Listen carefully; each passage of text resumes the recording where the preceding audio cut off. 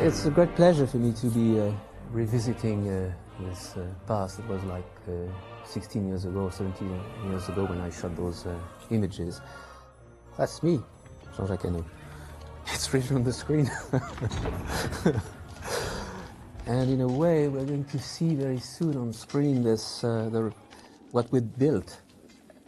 We definitely built the same as there is on that model that we made with Dante Ferretti. We managed to make an Italian, German, French co-production, and we decided that we were going to shoot a lot of it in Italy. And I had to find a place to put that set.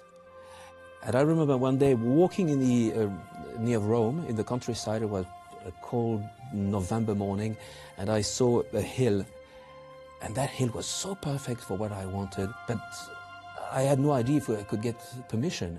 But somewhere in my mind I said to myself, if I'm getting permission, this is going to change the whole area. And as a matter of fact, we got permission to build this huge set. So that is a reproduction of the real cliff. And it was like 10 kilometers out of Rome. The whole crew was living in Rome. And here, this is precisely what I was describing. This is Moissac, this is the portal, this is the original that inspired Umberto Eco. And here on this page, we see a lot of details of architecture and sculptures that we've been using later on in the movie, especially in a scene where one of the characters sees the portal and all the moving statues, all the demons, you know, in the Middle Ages. This is probably why I was so fascinated when I was a kid. There was those weird animals sculptured on the rock, all that bestiary that was coming from Asia and was quite mysterious and impressive for a young man. It's still impressive. I still adore it. And here there are other examples of locations where, in my view, fit to build a set. And a lot of it is inspired from German romantic painters. They carried the sort of Gothic spirit, the danger, the weirdness of the Alps in winter and going through the snow towards an unknown monastery. So this is why I gathered those images. Now, this is one of the pictures I took when I was scouting in the catacombs, because I have a scene where Sean Connery and Christian Slater go through the underground tunnels where the monks used to keep the bones of dead monks. And now, I first visited the, should I say, official catacombs of Rome, but they belong to the Vatican. And they refused to see me shooting in any of their properties. Therefore, I didn't shoot in the official catacombs. Very fortunately, we used to have lunch in a small restaurant which had its private catacomb. Because, you know, in Italy, in Rome especially, there are so many remains of the past that catacombs are not that rare. Therefore, we shot, and we're very happy, in those beautiful catacombs just below an excellent restaurant where there was a lovely little wine for the crew. And now here we have one of the few scenes that I shot in a real monastery. That part has been shot in a very, very beautiful, authentic 11th century monastery called Eberbach near the Rhine Valley. Now, the most interesting in this were the books themselves. Each book took specialists, which are still monks doing that, between 6 months and a year to do a few pages of those books. Now, the manuscripts of the period are made on parchment with paint, which is made of stones that they crush, or gold. The people who know how to do this today are monks in an abbey called Pralia, near Venice. Those documents, they were so beautiful that, of course, most of them were stolen.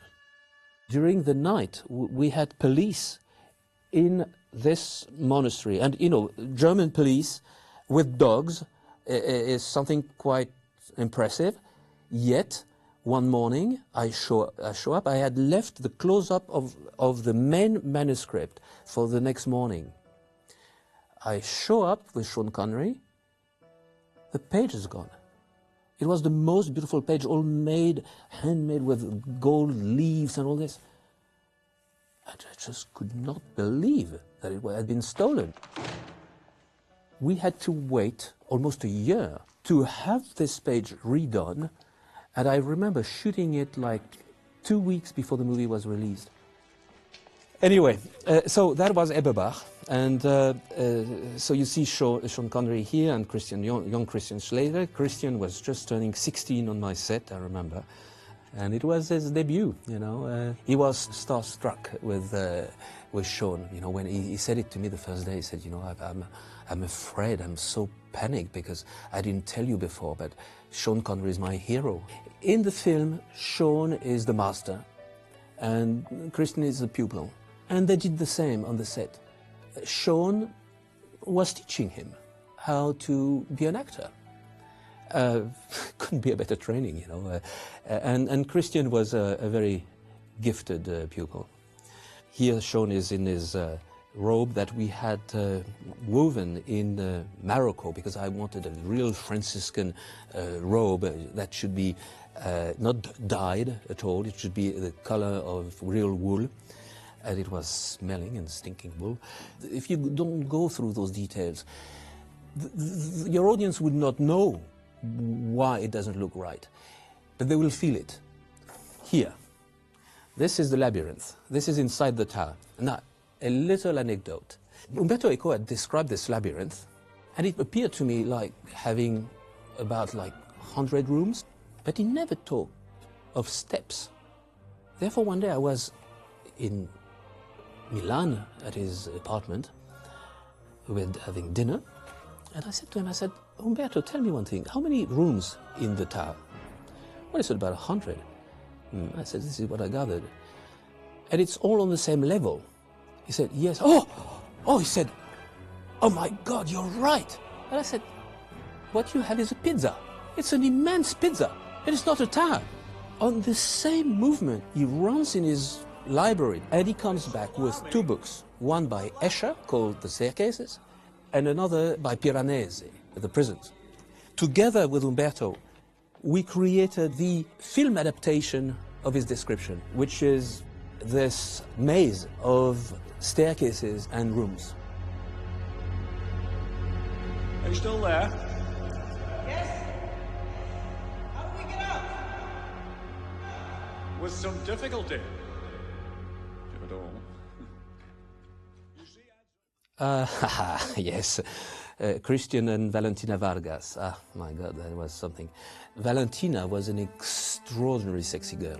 When Christian saw her, he was with his mother, he was 15, and he had, I said, you should have tests with 3 actresses and we'll see what is the best match, because I had chosen him and I wanted to match the girl. We did a test with Valentina. 2 hours later, his mother comes to my room and says, I have something very embarrassing to ask, and Christian is very sorry, but here is the following. She says, Christian is so madly in love with her that he thinks he just cannot even test with the others. I didn't want Christian to know exactly what was going to happen to him. Of course, it was described in the script, you know, but I had briefed her and told her exactly what I wanted her to do to him in order to have his surprise. And she told me after that he came days after day saying, what is it going to be? What are you going to do? And she said, no, I'm sorry, this is my scene. You have the whole movie, it's your scenes, but that's my scene, and I'm going to, Jean-Jacques asked not to tell what's going to happen, so you'll see. Now here is my friend Ron Perlman, you know, he's my mascot. He has so much charm, he's got a strong face. Put it this way, you know, he says to me each time, he says, you know, I owe you my career, you made me the official monster in Hollywood. But he's such he's such a beautiful heart and such a talented actor. Ah, I love him. Fedor Chaliapin. It's, you know, wonderful, wonderful face of Jorge de Burgos. Another very good actor here, Michael Habeck. Amusing in this movie, And he used prosthetics. And if you look at all those faces, as I said, you know, they are strong faces. They are all good actors from Italy, a lot of them being from cabaret or local theaters or little TV shows. You know, that's the beauty in Europe, is you have many, many of those theaters and of those shows, and a great pool of fascinating faces.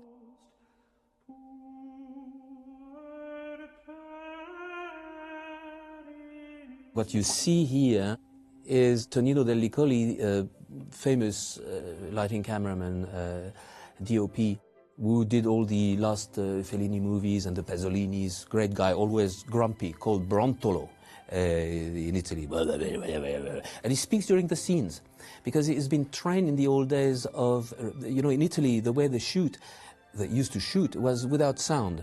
So Brontolo was always speaking during the scene, and Sean Connery couldn't stand it, you know, he'd say, because you would hear that voice, he would talk to his electrician and saying, make this a little bit straighter, put a filter here. And with a slow voice, and Sean was really upset, and one day, after 5-6 days of shooting, I went to see Tonino. I said, Tonino, listen, it's incredible, but we're not doing a silent movie, it's a talking movie. And he said, ma, che la differenza. Fellini got 2 Oscars, and I was talking during the shots. And he was still not convinced that it was the right thing to do, to keep silent during the shots. Now, what you see here is interesting. You know, here is Bernd Eichinger, excellent producer from Germany, who became a big friend of mine, who's a very, very famous producer in Germany. And you know what's phenomenal with this guy is he put everything he had in this gamble of this movie. And Bernd Eichinger went to such an extent that when I came back after the shoot, I went back to Munich, where I had my office, get in the elevator, push the button number 2, arrives there, and it's like in a bad dream, you know, I don't recognize anything. No face I recognize, no furniture that I recognize. So I'm saying, that's the right building, so I go outside, look, it's the right building, it's the right address, and my office is 2nd floor. So I push again, 2nd floor, and again, I'm in the wrong place. So I go 1st floor, I know no one. I go upstairs, I know no one. And I ask, I'm saying, is it Neue Constantin Film? Oh, they say, no, they're in the basement. Now I go in the basement, and there is Bernie is like this, JJ, I said, what's happening? He said, I didn't want to bother you when we shot, but I had to sell the building to make the movie.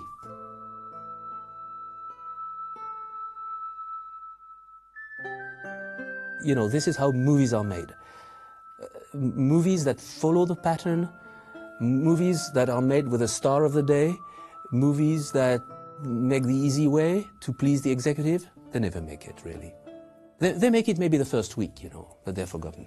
But you know, shooting this movie to this day was one of the most exciting and pleasant experience. A lot of people around me were convinced that the movie was not going to work because I went so extreme with the faces, and the subject matter was quite obscure. And I must say, when it opened, you know, I just had decided that, okay, movies were not for me, because the reviews were appalling, and the public didn't go. So, in America. Very fortunately, after that, it was such a triumph in so many countries that people have even difficulty to believe today that I got such bad reviews.